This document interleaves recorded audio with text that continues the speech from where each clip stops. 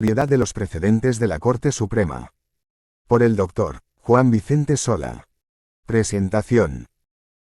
En el segundo semestre del 2017 el Instituto de Metodología de las Ciencias Sociales de la Academia Nacional de Ciencias Morales y Políticas realizó en varias jornadas un debate entre especialistas sobre la obligatoriedad de los precedentes de la Corte Suprema.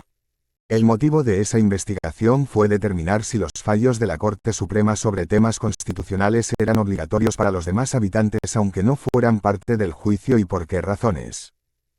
Además, investigar si existía estabilidad de los precedentes dictados por la Corte Suprema.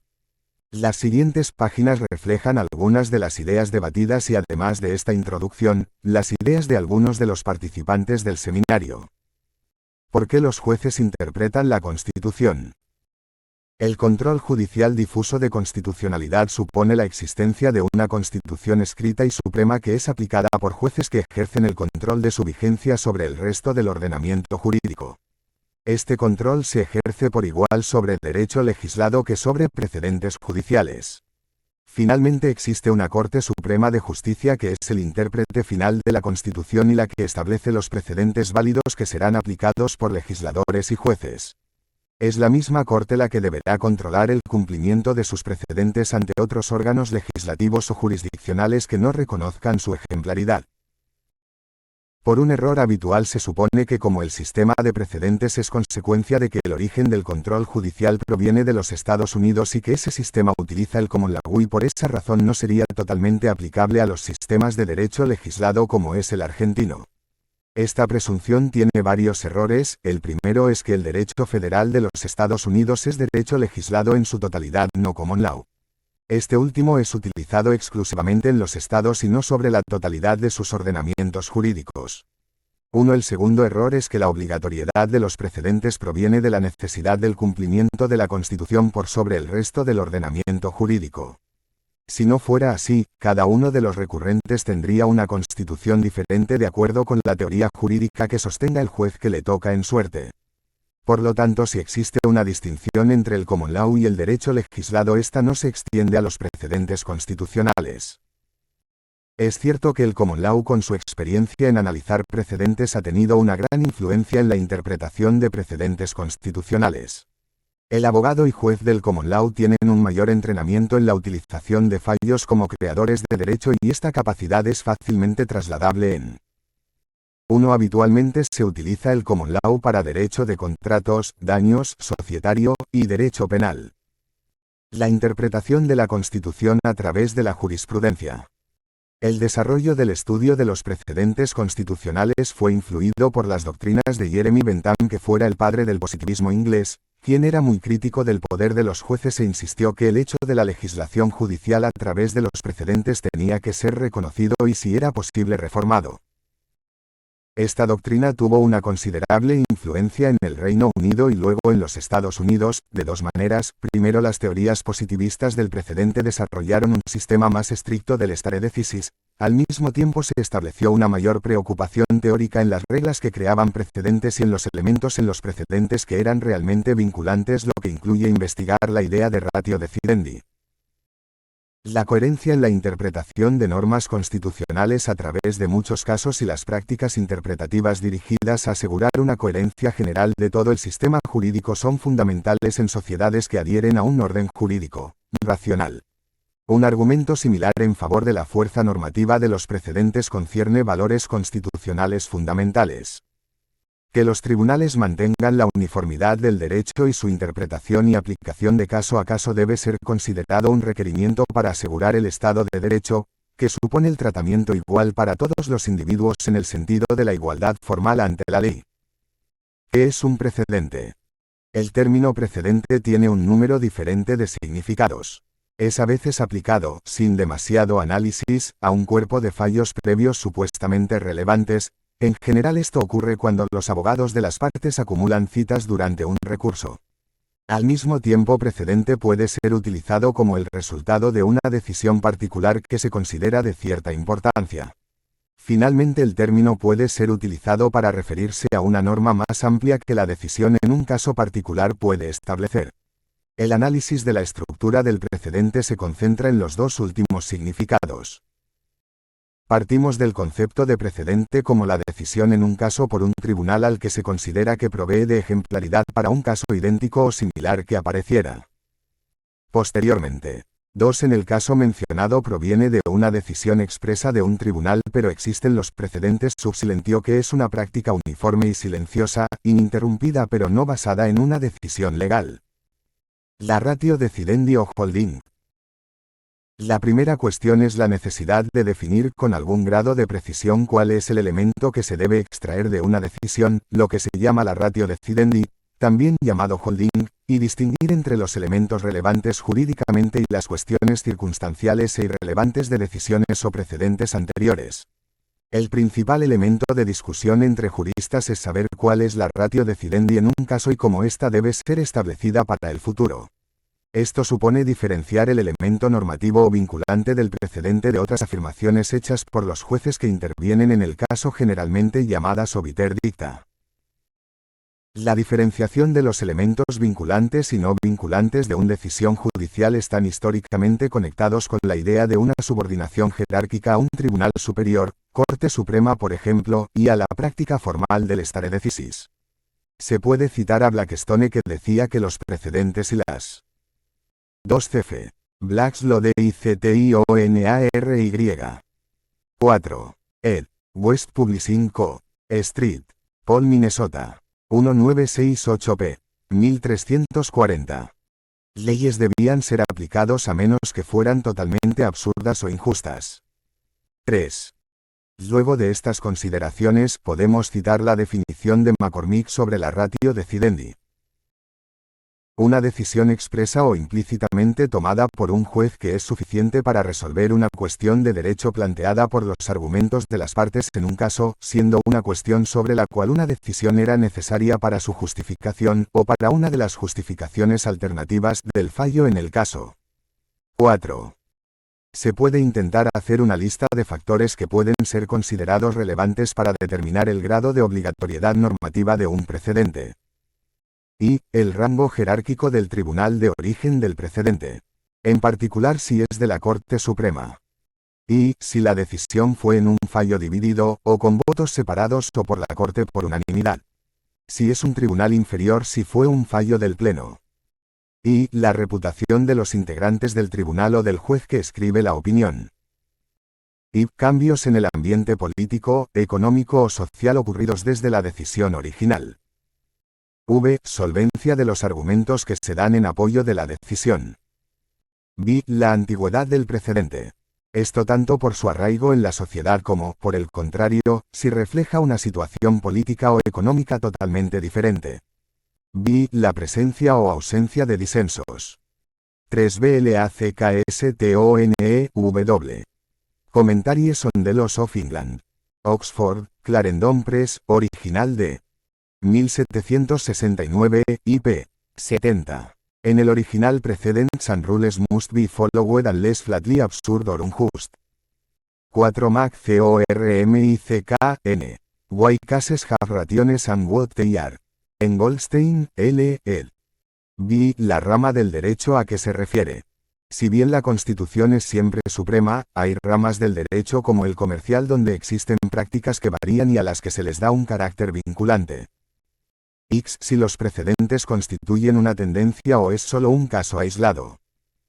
X. Saber si el precedente ha tenido aceptación amplia en la doctrina.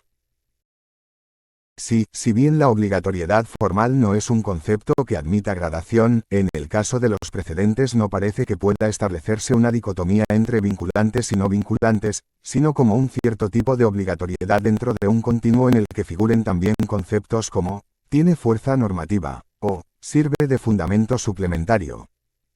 Los obiter dicta. Obiter dictum o dicta significa un comentario al pasar, esto es, una observación hecha por un juez al expresar su opinión en un caso. Es concerniente a alguna norma, principio o aplicación del derecho, pero no necesariamente relativa al caso o esencial para su resultado. Es una declaración sobre derecho, enunciada por el tribunal meramente como ilustración. Argumento, analogía o sugerencia. No tienen la fuerza del precedente. 5. La consecuencia del precedente es la stare decisis, que significa adherir a los casos decididos, es la doctrina de los tribunales de no variar en un punto de derecho que ya ha sido decidido previamente en una causa similar. Cuando una cuestión de derecho ha sido establecida por una decisión y forma un precedente el cual no se debe variar por el mismo tribunal o por un tribunal inferior a menos que ello fuera necesario para reivindicar. 5 cf. Blacks p. 541. Obvios principios de derecho o remediar una injusticia continua. La doctrina se encuentra limitada a determinaciones con respecto a cuestiones litigadas y decididas necesariamente, pero no es aplicable a los obiter dicta. 6. Existe otra forma del obiter dictum que es en realidad un posible holding que ha sido reducido de rango por el razonamiento judicial posterior. Puede ocurrir que fue sostenido como un principio demasiado general o de alguna otra forma inapropiada para servir de precedente. Esta observación sobre la posible relación entre dos conceptos ilustra la importancia que los obiter dicta tienen para los precedentes constitucionales. Es una forma de moderar los efectos de una aplicación estricta del stare decisis y la jerarquía que normalmente tienen los precedentes que provienen de la Corte Suprema. Esta morigeración tiene diversos caminos. Una es el cambio en las circunstancias por las que un precedente que normalmente sería vinculante no tiene necesariamente que ser seguido. Otra forma de flexibilidad es la posibilidad de distinguir entre precedentes diferentes que son todos vinculantes. Dentro de estas posibilidades está la de decir que un precedente vinculante es en realidad un obiter dictum, o a la inversa dar el nivel de holding a un precedente que era considerado como dicta. La doctrina de la decisión judicial. Benjamín Cardozo es quien inicialmente determinó la teoría de la decisión judicial. Lo importante de la doctrina de Cardozo es recordarnos que el derecho es también producto del precedente, y como forma de creación del derecho no en el proceso político, pero sí en el proceso judicial. 7. El proceso judicial es la garantía de la relevancia del precedente como forma de creación de derecho, porque en el precedente por su origen dentro de un proceso judicial se consideran en forma equilibrada todos los argumentos posibles sobre una cuestión. No solamente utiliza el juez el método normativo para la toma de la decisión, sino que 6 cf. Blacks p. 1578. Está en el método filosófico, el método de la historia y de la tradición. En el final de su obra Cardozo prueba el método de la sociología y podríamos ahora agregar el económico. Nos recuerda este método entonces novedoso y habla con franqueza del juez como legislador y nos dice que reglas derivadas de un proceso de deducción lógica, de concepciones preestablecidas de los contratos y las obligaciones han desaparecido frente a la acción erosiva lenta pero estable de la utilidad y de la justicia. Nos estamos separando de la concepción del pleito como un problema matemático o como un juego de deportistas, pensamos en el fin que el derecho debe servir, y llevamos sus reglas para el cumplimiento de ese servicio. Esta concepción del fin del derecho como determinante de la elección de su crecimiento fue una gran contribución de Jering a la teoría de la jurisprudencia y que encontró su órgano, su instrumento en el método de la sociología. No puede encontrarse sabiduría en la búsqueda de un paso, de un camino, a menos que sepamos a dónde nos lleva. La concepción teleológica de su función debe estar siempre en la mente del juez. Esto significa que la filosofía jurídica es en el fondo la filosofía del pragmatismo. Su verdad es relativa, no absoluta. La norma que funciona bien produce un título digno de reconocimiento. Solo en determinar cómo funciona no debemos verla de una manera demasiado estrecha. No debemos certificar lo general en lo particular.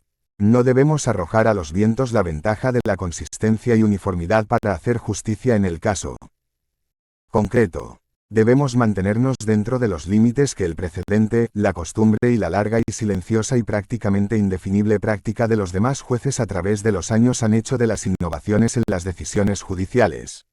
Pero dentro de los límites establecidos dentro del marco en el que se mueve la selección, el principio final de selección para los jueces debe ser como para los legisladores la utilidad para el fin buscado.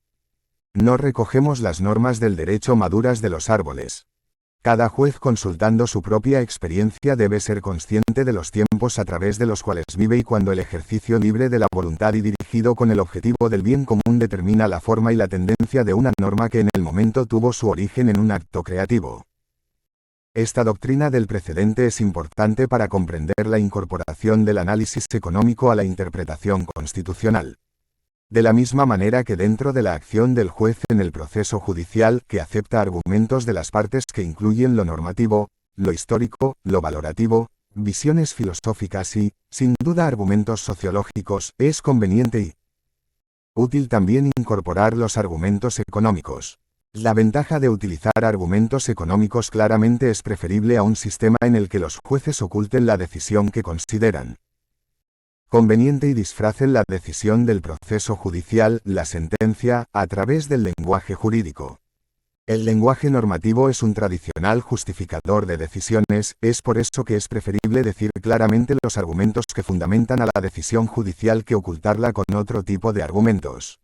La importancia del estudio del análisis económico en el derecho y sobre todo la decisión judicial es que incorpora la principal ciencia social dura al estudio del derecho. La economía y particularmente el análisis marginal la transforman en una ciencia predictiva del comportamiento humano. Y este elemento de una ciencia predictiva es su principal justificación. La administración de justicia es costosa, ya que lo que se asocia al proceso, los costos de los abogados, los impuestos de la justicia, el tiempo, todos los altos costos de litigar, sumado a los riesgos de error en la decisión y los costos de las apelaciones hacen que vivamos en un mundo donde la administración de justicia es también escasa. Particularmente el alto costo de transacción que insume el tiempo para concluir un proceso judicial. Los jueces deben responder a la escasez. Los efectos de una decisión judicial, quien finalmente será beneficiado por una decisión y quien perjudicado, deben ser anticipados. La incertidumbre sobre el precedente que el juez crea es el más elevado costo de transacción en la administración de justicia. Las respuestas públicas y privadas a la decisión tomada por el juez pueden además variar los efectos de lo que el juez intentó lograr con su fallo. La que caracteriza el análisis de los precedentes es la creencia que el conocimiento de los efectos posibles de una decisión, las respuestas que se tomarán y la posibilidad de predecir una decisión son preferibles a la incertidumbre. A pesar de lo que pensaban los positivistas de fines del siglo XIX, el derecho no es un sistema lógico cerrado. 8. Cada litigio o incluso cada debate jurídico incluye definiciones sobre la situación de las cosas fuera de lo normativo, y esto es un requerimiento normal si el derecho tiene que tener alguna consecuencia sobre la realidad. Estas disputas sobre cuestiones de hecho, que intentan describir la realidad, pueden ser muy difíciles de resolver. Todo litigante intenta predecir las consecuencias de la decisión judicial y también cómo afectarán a casos futuros. Pocas opiniones judiciales evitan las predicciones sobre los efectos de ese precedente. Cuando se ignora del análisis económico del derecho se crea una tendencia a exaltar la redistribución de los bienes y a no considerar con demasiado interés la creación de nueva riqueza. Todo gobernante, y también los jueces, se ven atraídos por un afán redistributivo y sufren una especie de negligencia en el análisis de cómo se crea la riqueza que después se podrá redistribuir. Un gobierno puede actuar sin tener en consideración las consecuencias de los costos de sus acciones, pero en general y en largo plazo el descuido de los costos lleva a situaciones catastróficas y a injusticias mucho más graves que las que se quisieron evitar en el origen. 9. El principal fundamento del control judicial es que los jueces sean de alguna manera una valla o un freno para las otras ramas del gobierno y a la insistencia que estos persigan sus objetivos de manera que, al mismo tiempo, respeten la división de poderes y los derechos individuales. La idea que los jueces puedan reemplazar a las otras ramas o aún establecerse como grandes reconstituyentes de la sociedad civil es contrario al proyecto constitucional. 8. Para una crítica amplia a este concepto ver Alf Ross, sobre el derecho y la justicia. Buenos Aires. Eudeva.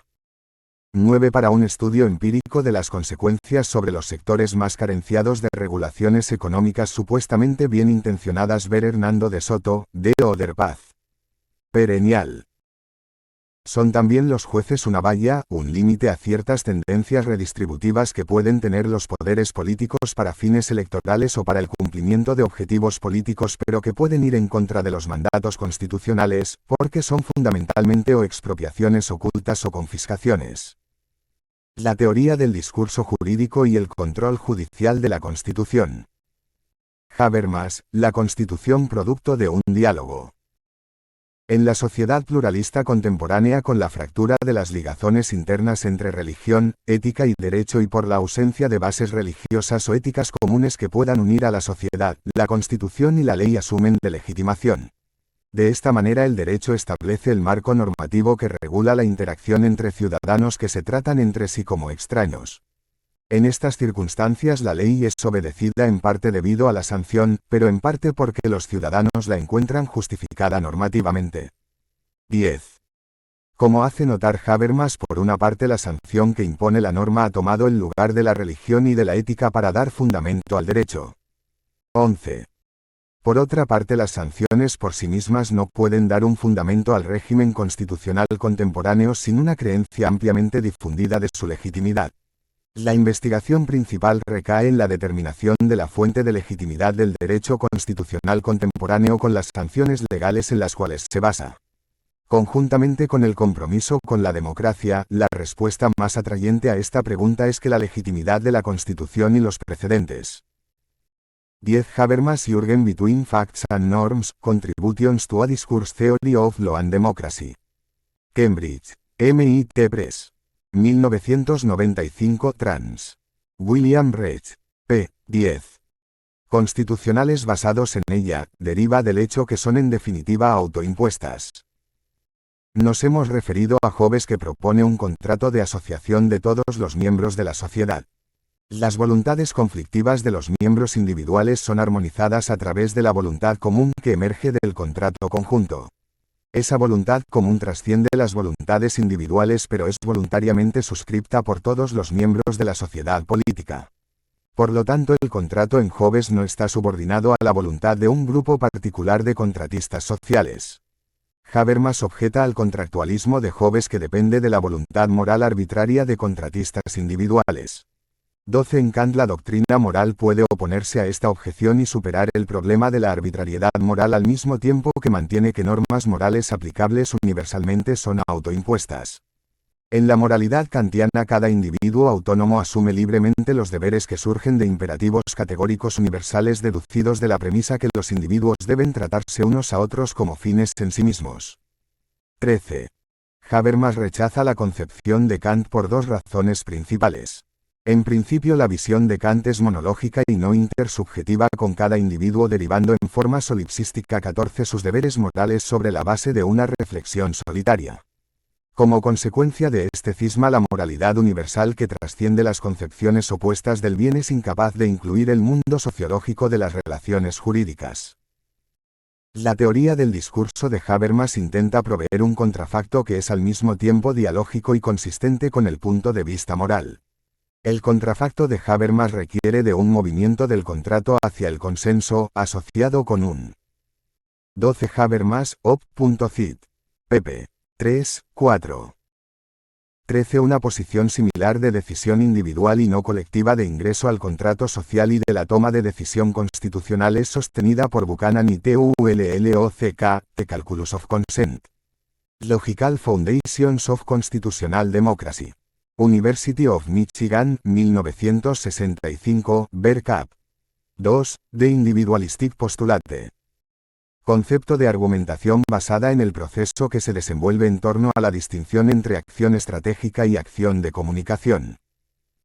Los actores que se encuentran con el fin de encontrar caminos para promover la cooperación social generalmente llevan adelante esta tarea desde el punto de vista de la acción estratégica. Guiados por su interés personal, estos actores ven a sus interlocutores como potenciales instrumentos en la búsqueda de sus propios objetivos. Más aún en el contexto de las desigualdades en el poder de negociación, información y conocimiento retórico, los acuerdos contractuales entre los actores estratégicos pueden no estar en el mismo interés de todos los contratantes o aún en los intereses del grupo en su totalidad. En la acción comunicacional, por otra parte, los actores están orientados hacia la búsqueda de una comprensión común más que a lograr un éxito personal. El modelo de acción comunicacional es el de la comunidad idealizada de científicos congregada para descubrir la verdad de una hipótesis científica. En esa comunidad la discusión estaría circunscripta por una serie de restricciones normativas. como sería la necesidad de conceder a cada participante una oportunidad igual para presentar argumentos y el compromiso de solo aceptar el argumento que mejor representa las normas científicas racionales. De la misma manera, en las discusiones que conciernen a normas legales o morales, la acción comunicativa supone un diálogo entre actores que están orientados hacia un entendimiento concerniente a la corrección de las normas en consideración. Por lo tanto, si se da una oportunidad igual para presentar argumentos y un compromiso genuino de ser persuadido solamente por la fuerza del mejor argumento en una discusión racional, los actores comprometidos en una acción comunicativa solamente aceptarán como legítimas las normas de acción a las que los posibles afectados aceptarían conjuntamente sobre la base de buenas razones. 15. A través del filtro del principio del discurso, el derecho contemporáneo legítimo debe emerger para todos los actores legales libres e iguales como autoimpuesto, y ese es el fundamento de su obligatoriedad. Esta construcción del derecho legítimo contradice concepciones tradicionales sobre el tema. Esto es debido a que aun cuando todos los actores pudieran influir en la legislación democrática, es improbable que las leyes resultantes sean en el interés igualitario de todos los afectados. Porque en la ausencia de límites contramayoritarios, es decir, las limitaciones constitucionales, las leyes democráticamente sancionadas pueden ser opresivas y su aplicación puede causar la tendencia de perpetuar una violencia oficial contra minorías legislativas desfavorecidas. Para mitigar estos peligros, el derecho democrático debe ser temperado por derechos antimayoritarios y por tanto engendrar la tensión conocida entre la mayoría legislativa y los derechos constitucionales antimayoritarios. 16. Específicamente, comparto con Habermas el rechazo a los sistemas autopoieticos de Luhmann. 17. La autopoiesis considera al derecho, la economía, la política y la ética como subsistemas, diferenciados, cerrados en sí mismos y autorreferenciales. Operan independientemente de los demás en un mundo cada vez más fragmentado y compartimentalizado. A pesar que en nuestro discurso imaginamos al derecho como resultante del ambiente social, en la praxis aparece como un sistema cerrado y autorreferencial. El derecho funciona como puente entre los sistemas y el mundo de vida social. Desde el punto de vista de un sistema como la economía, el derecho es indispensable no como una restricción externa, sino como un elemento indispensable del mismo sistema. Sin propiedad, contratos, derecho penal reprimiendo la interferencia con el derecho de propiedad y la validez de los. 16. La expresión contramayoritario y antimayoritario, para referirse a los derechos constitucionales y al control judicial de constitucionalidad, no es probablemente una expresión feliz, pero es un claro reflejo del conflicto entre mayorías políticas y límites constitucionales, y al mismo tiempo tiene una amplia aceptación en la doctrina. 17. Luhmann, Social Systems, trad. Bernars, Baecker, 1995. Para una referencia jurídica CF. Contratos. No existiría una economía de mercado de gran escala que funcionara. Las leyes de la oferta y la demanda y el proceso de monetización pueden ser los motores de los mercados económicos, pero sin derecho la economía no podría ser institucionalizada socialmente. Desde una perspectiva más amplia, sin embargo, el derecho puede simultáneamente funcionar como un pilar estructural de la economía de mercado y al mismo tiempo como una restricción externa. Esta última función es llevada adelante no interfiriendo con el funcionamiento sistémico de los mercados económicos, sino mediante la limitación o ampliación del área de funcionamiento de las fuerzas del mercado. El paradigma liberal tradicional promueve una concepción formal de la ley y reduce la justicia a una distribución de los derechos. El fracaso del paradigma para tratar con la igualdad en los hechos no significa, sin embargo, que sea inadecuado. Este paradigma liberal puede atraer apoyo genuino a quienes creen que una economía de mercado necesariamente produce una medida adecuada de igualdad fáctica. Este paradigma liberal establece una división entre el marco privado y el marco público del ciudadano, a lo cual corresponde una división suficientemente clara entre el campo de los derechos y de la participación ciudadana. El paradigma del estado de bienestar, por otra parte, fue organizado para lograr la igualdad fáctica y para nivelar las desigualdades desproporcionadas en las condiciones materiales. Pero debe confiar en la masiva y penetrante burocracia del Estado administrador. En el Estado administrador, la ley formal es reemplazada por regulaciones y políticas burocráticas diseñadas para el cumplimiento de objetivos, y la justicia es reducida a la justicia distributiva. Sin embargo, el costo de la igualdad fáctica bajo el paradigma del estado de bienestar es demasiado alto, ya que el bienestar material solo puede ser obtenido transformándose en un cliente del estado de bienestar. Los individuos intercambian mucho de su autonomía y dignidad para lograr los beneficios básicos de bienestar social.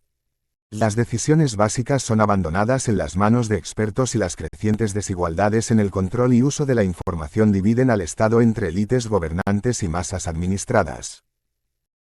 En contraste con el paradigma liberal tradicional que reemplaza, el paradigma del estado de bienestar no establece límites claros entre lo público y lo privado, sistema y mundo social, o derechos y democracia. Aunque aceptemos la inevitabilidad del Estado administrador con su burocracia, grandes organizaciones empresarias y medios de comunicación dominantes, debemos entonces explorar cómo restaurar la autonomía y dignidad personal sin abandonar la búsqueda de la igualdad fáctica bajo las condiciones materiales características del nuevo estado de bienestar. La propuesta alternativa de Habermas, el paradigma procesalista del derecho animado por el principio del discurso, es elegantemente simple. Comienza describiendo a los coasociados iguales bajo la ley como autónomos y recíprocamente reconocedores de la dignidad del otro. Habermas postula que estos coasociados deben reconocer como legítima toda norma de la cual sean al mismo tiempo los autores y los destinatarios. En otras palabras, si una norma puede ser reconstruida a través del contrafacto del principio del discurso como genuinamente autoimpuesta como consecuencia de un consenso entre todos aquellos a los que les es aplicable, entonces todo actor racional debe reconocer su validez normativa. Con la idea de coasociados legales tanto como autores como destinatarios de la norma válida en mente, las relaciones entre democracia y derechos por una parte y derecho, sistema y mundo social en la otra aparecen en orden. De esta manera, derechos y democracia aparecen como internamente asociados, como los dos pilares fundamentales sobre los que todo el Estado se apoya. Sin los derechos rescatados por el discurso, los actores comunicacionales no pueden mantener el nivel de reconocimiento recíproco que debe ir conjuntamente con el consenso dialógico genuinamente logrado. Al mismo tiempo, sin democracia popular no solamente las bases del consenso se deterioran, sino que el reconocimiento mutuo sería limitado, ya que no todos los objetivos y aspiraciones pueden figurar en la redacción de la ley y en la política pública. La combinación entre la teoría del discurso en la democracia y el paradigma procesal del derecho presentan nuevas formas de considerar al control de constitucionalidad y al problema antimayoritario en la justicia constitucional. Requiere de una adaptación judicial de la norma en cuestión a los hechos y circunstancias del caso concreto en consideración, y que en la visión de Habermas no es un proceso automático o mecánico. Desde la perspectiva del juez, la aplicación de una norma jurídica supone una elaboración posterior para promover tanto la predecibilidad de la ley y la justicia. En otras palabras, para que una decisión judicial sea legítima debe al mismo tiempo contribuir a estabilizar las expectativas y ser correcta. El cumplir con estos dos objetivos aparece como una tarea inasible en una sociedad pluralista. Las escuelas de la hermenéutica legal, el realismo jurídico y el positivismo son inadecuadas. La hermenéutica es objetable porque resuelve el problema de la indeterminación de significado de la norma a través del ethos del juez, que en una sociedad pluralista es tan solo un ethos entre muchos. En otras palabras, la hermenéutica sostiene que el significado de un texto solo puede ser comprendido en forma convincente si el texto es ubicado en el correcto contexto histórico, cultural y normativo. En una sociedad como la nuestra, marcada por un conflicto entre diferentes preferencias de valor que compiten, un juez debe necesariamente escoger entre sus propias preferencias de valor excluyendo otras. Por lo tanto, la interpretación judicial hermenéutica no puede llevar a una aceptación o consenso de toda la sociedad. El realismo jurídico, por otra parte, está plenamente consciente de la contingencia de un ethos particular en una sociedad pluralista y por lo tanto se concentra en los factores externos, como las opiniones políticas, la psicología y la ideología del juez para analizar sus decisiones. Sin embargo, la teoría realista elimina la diferencia estructural entre norma y política y por lo tanto no puede explicar cómo la ley puede estabilizar las expectativas. El positivismo jurídico, por su parte, trata de describir la función del derecho en forma impermeable a principios extralegales, pero al hacerlo, el positivismo jurídico sacrifica indebidamente lo apropiado de la norma en beneficio de su certeza. 18. En la jurisdicción constitucional la función de la Constitución y del control judicial ha cambiado significativamente con la sucesión de los paradigmas legales prevalecientes. En el paradigma liberal tradicional la Constitución está confinada a proveer un marco para la separación de poderes y garantizar derechos a los ciudadanos y la interferencia estatal contra el funcionamiento de una esfera privada bien delimitada. 19. Con la llegada del paradigma del estado de bienestar la tarea formal y claramente circunscripta del juez constitucional liberal da lugar a una visión más sensible al contexto diseñada para ajustar precisamente cada aplicación de la norma constitucional a las circunstancias únicas de cada caso. La adjudicación constitucional en el paradigma del estado de bienestar depende del grado de contextualización que lleva a analizar a la Constitución en forma integral, de esta manera de amplia el poder del juez hasta el punto que puede oscurecerse el límite entre el poder legislativo y el judicial. Las complejidades reflejadas en el paradigma del estado de bienestar con el énfasis en la gran interrelación entre el Estado, la economía y las esferas sociales y administrativas deben ser tomadas en consideración. El desafío es volver a fortalecer la legitimidad normativa de la jurisdicción constitucional sin debilitar su utilidad en una sociedad compleja y en evolución, con muchos centros de poder interactivos que deben ser soportados en su diaria existencia por el ciudadano medio. Habermas adopta una visión procesalista hacia la jurisdicción constitucional. En este tema no está alejado de la obra de John Hartley y de Frank Michelman. Él sostiene que las normas constitucionales deben reforzar los procesos de formación de la voluntad democrática y que el control de constitucionalidad debe concentrarse en la rectificación de injusticias debidas al mal funcionamiento de los procesos democráticos. Michelman sostiene la necesidad de un sistema. 18 cf. Op.cit. pp. 11 y 12. Republicano orientado hacia los procedimientos con énfasis en la deliberación política entre ciudadanos comprometidos.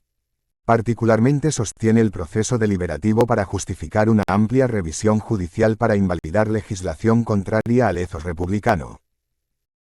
Para Habermas, la función correcta de una Corte Constitucional es la de supervisar la implementación de un sistema de derechos que preserve el enlace interno entre la autonomía pública y privada de los ciudadanos.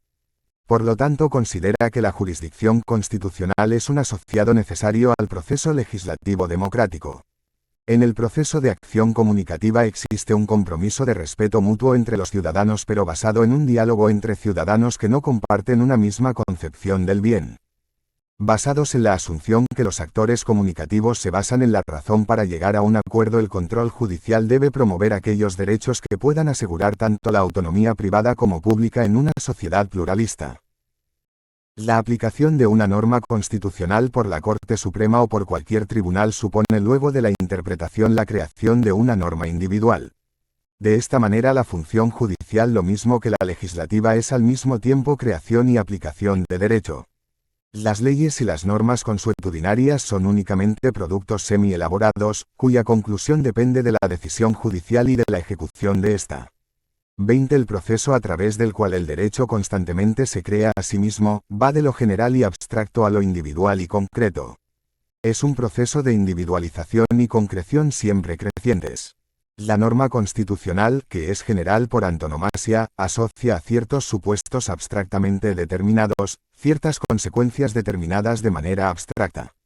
En algunos casos estas consecuencias no aparecen específicamente en la Constitución misma.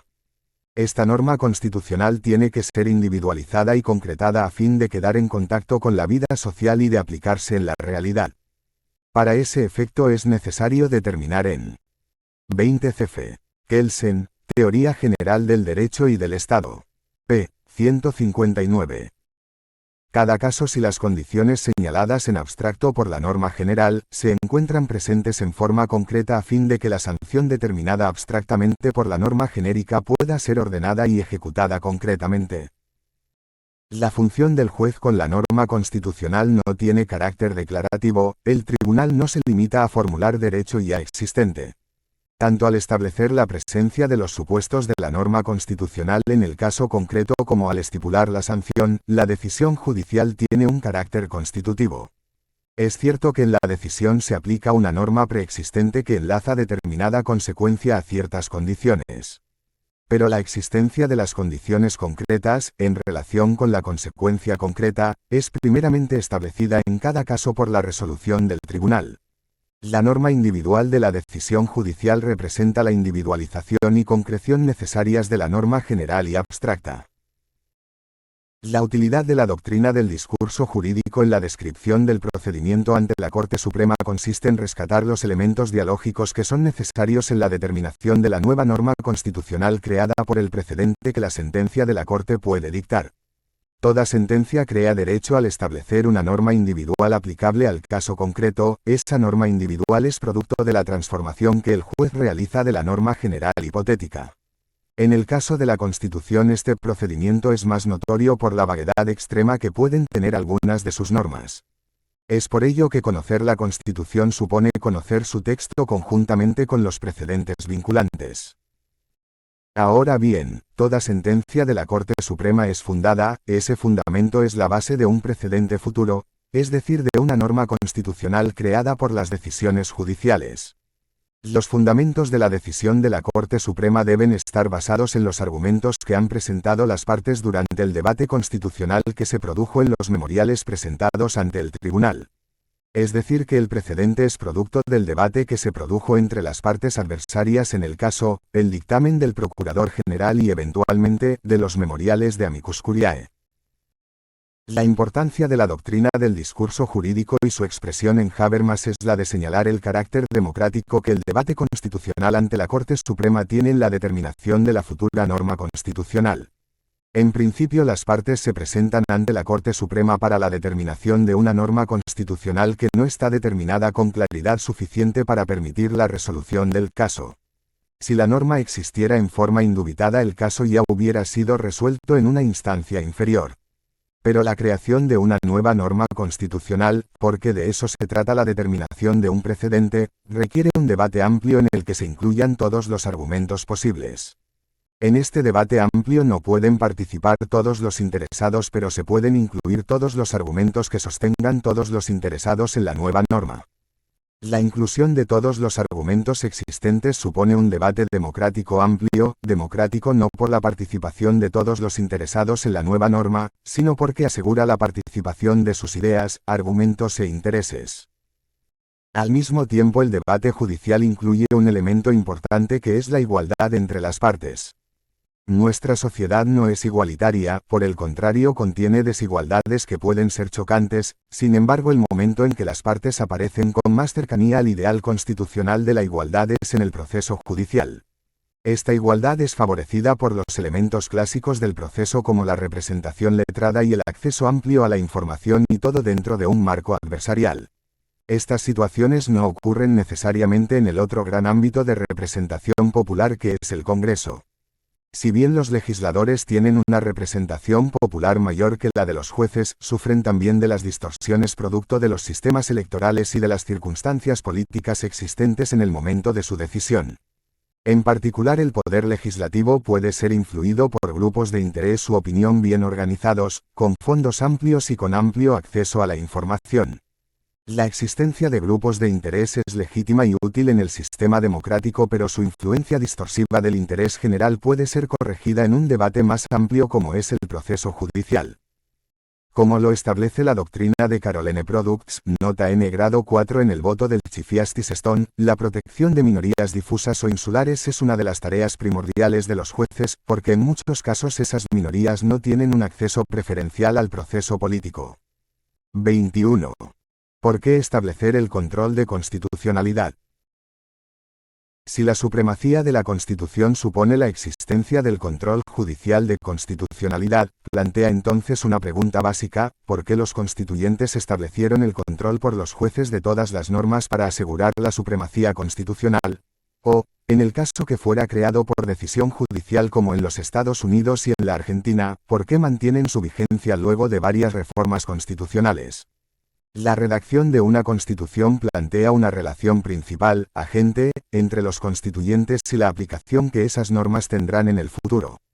A la luz del problema de agencia que aparece en el diseño constitucional, nos deberíamos preguntar por qué los redactores, políticos con intereses propios, buscan establecer la revisión judicial de constitucionalidad.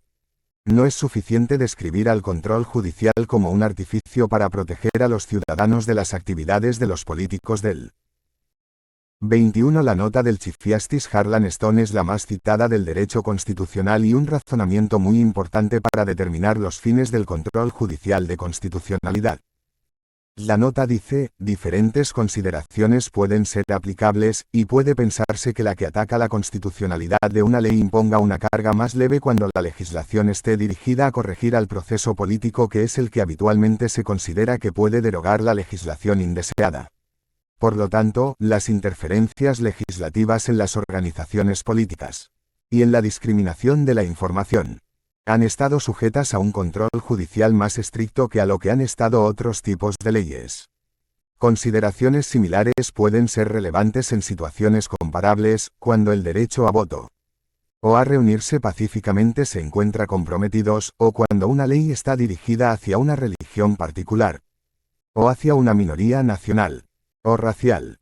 El perjuicio prejudice en contra de minorías discretas o insulares puede ser una condición especial en ese tipo de situaciones que tienden seriamente a limitar la operación de esos procesos políticos en los que normalmente se puede confiar la protección de las minorías, y que pueden convocar a un correspondiente escrutinio judicial más inquisitivo. Un análisis más detallado de esta nota se encuentra en Sola, J.V. El control judicial de constitucionalidad. Cap. 7p. 95. La obra de Eli. Futuro, sin explicar por qué sirve a los intereses de los políticos actuales, quienes, al establecer o reformar la Constitución, ejercen un poder de veto para su vigencia. La respuesta depende de las posiciones de poder presuntas de los constituyentes en el gobierno post-constitucional. El diseño constitucional se asemeja a un juego de dos etapas. Y, los constituyentes eligen instituciones que se encarnan en la Constitución. Y, los constituyentes luego participan en una elección post-constitucional. La teoría del pre-compromiso.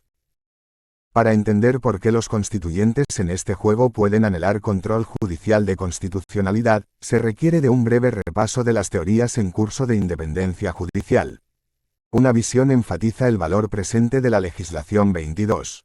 Una justicia independiente puede impedir a futuros legisladores desviarse de convenios previos establecidos por la ley, aumentando el valor presente de la legislación. En consecuencia, los políticos racionales buscarán mantener la independencia de los tribunales para maximizar el ingreso presente. En términos jurídicos, diríamos que para preservar en el futuro la vigencia de la legislación actual frente a las consecuencias de resultados electorales adversos, los legisladores dan poder a los jueces para que apliquen y mantengan las normas actuales. Esta teoría generó numerosas críticas, especialmente en lo que concierne a la posibilidad de la nueva legislatura de derogar la legislación inicial o bien, de reformar la interpretación judicial subsiguiente. Si una legislatura puede corregir la interpretación judicial de leyes, ¿qué puede prevenir a una futura legislatura de aprobar meramente nueva legislación cada vez que lo desee? En 22 William Landes y Richard Posner.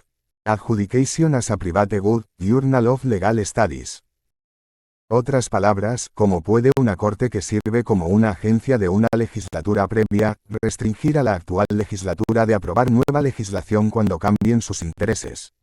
Como respuesta, la revisión judicial funciona como un precompromiso, es decir, el Poder Judicial es el garante del acuerdo político constitucional.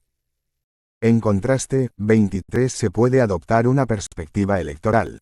Los constituyentes, que serán también futuros candidatos, preferirán la independencia judicial cuando crean que probablemente perderán elecciones venideras.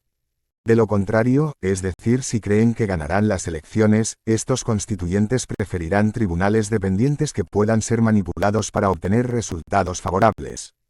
Esta teoría incluye una condición constitucional, probables elecciones futuras, y una condición política, improbable éxito futuro, y provee una teoría adecuada de la correspondiente emergencia de la independencia judicial en el ámbito constitucional.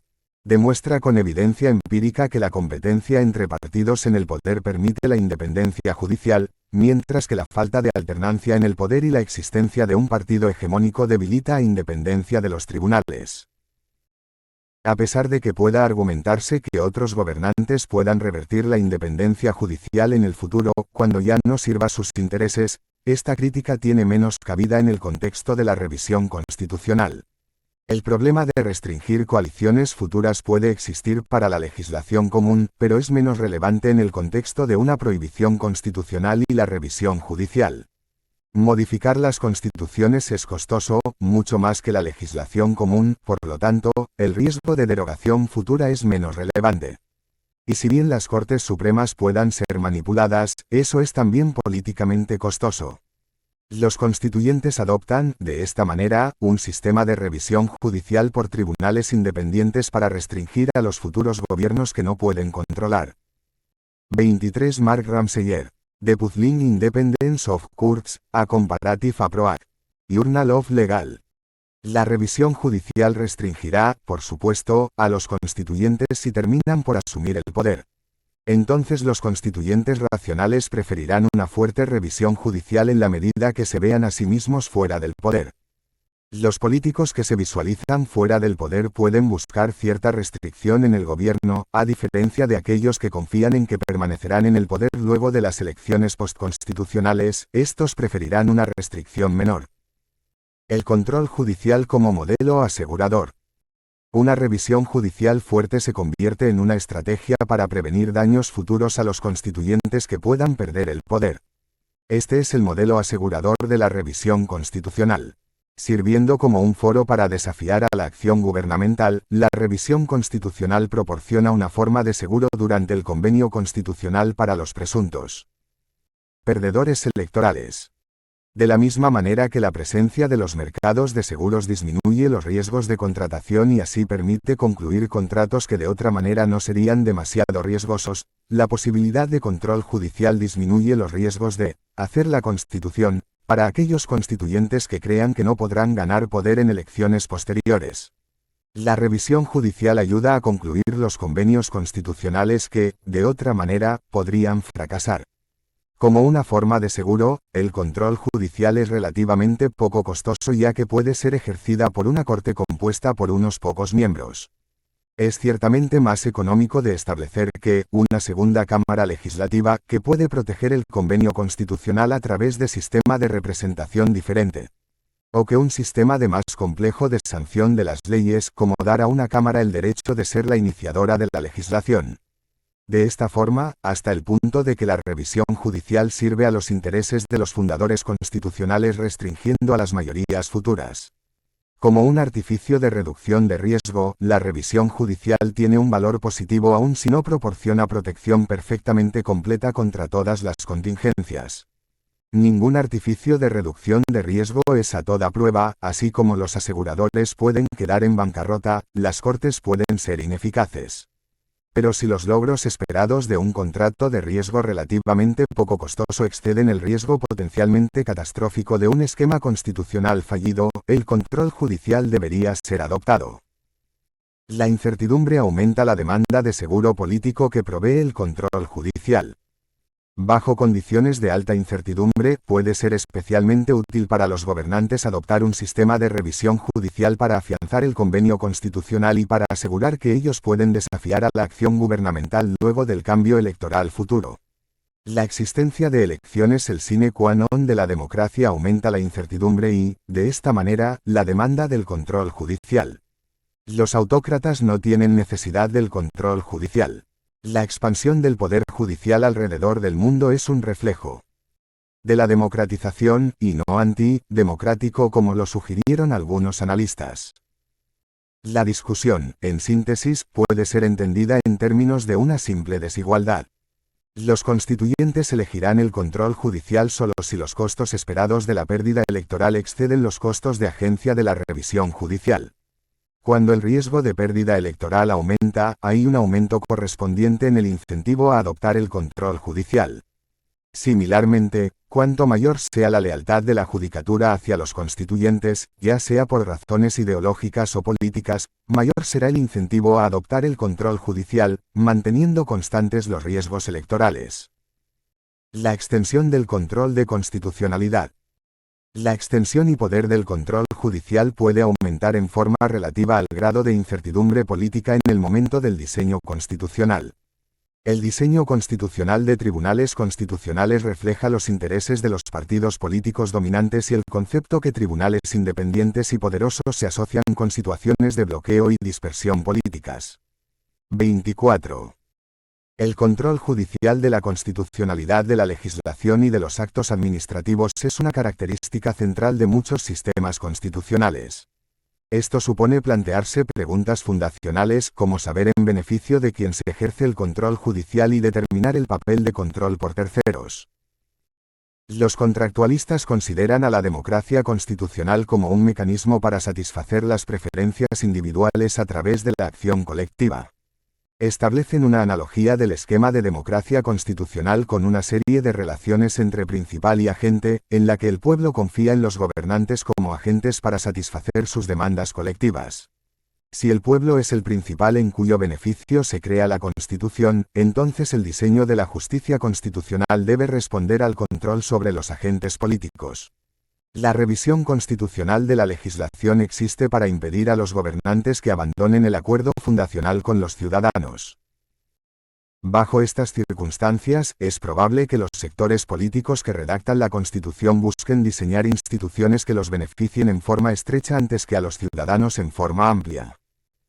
Puede dudarse que el diseño constitucional refleje los intereses de los ciudadanos. El diseño constitucional reflejaría los intereses de los ciudadanos si los constituyentes fueran agentes puros de esos ciudadanos. Pero esto no es estrictamente el caso, porque los ciudadanos están sujetos a los problemas de acción colectiva que les impiden organizarse y controlar los debates constitucionales. Por lo tanto, existe una razón teórica para sospechar que los constituyentes pueden explotar esta incapacidad. 24 Tom Ginsburg, Economic Analysis and the DESIGN of de los ciudadanos para avanzar sus propios intereses. Mucha evidencia empírica sostiene que la redacción constitucional está dominada por intereses de corto plazo de los constituyentes antes que los intereses de largo plazo de los ciudadanos. 25 Bajo estas circunstancias, es probable que los constituyentes que redactan las constituciones diseñen instituciones que los beneficien en forma precisa o ajustada antes que a los ciudadanos en forma amplia. El derecho constitucional como derecho público. Menciono la distinción derecho público-derecho privado con fuertes dudas intelectuales. Considero que es una distinción heredada del derecho romano que hemos repetido secularmente sin demasiada reflexión. No aparece su utilidad como manifiesta al definir el contenido del derecho constitucional y contiene un resabio autoritario no coincidente con la doctrina republicana. Tiene probablemente un valor didáctico al facilitar los estudios de derecho. Considerar al derecho constitucional como público no aumenta su eficacia normativa, ni hace a una norma de derecho privado dictada de acuerdo con la Constitución menos válida. En primer lugar, debe tenerse en cuenta que la distinción entre el derecho público y el derecho privado ha presupuesto una inequívoca caracterización ideológica. Se ha dicho que el derecho público es más poder que derecho, creándose una dicotomía poder-derecho.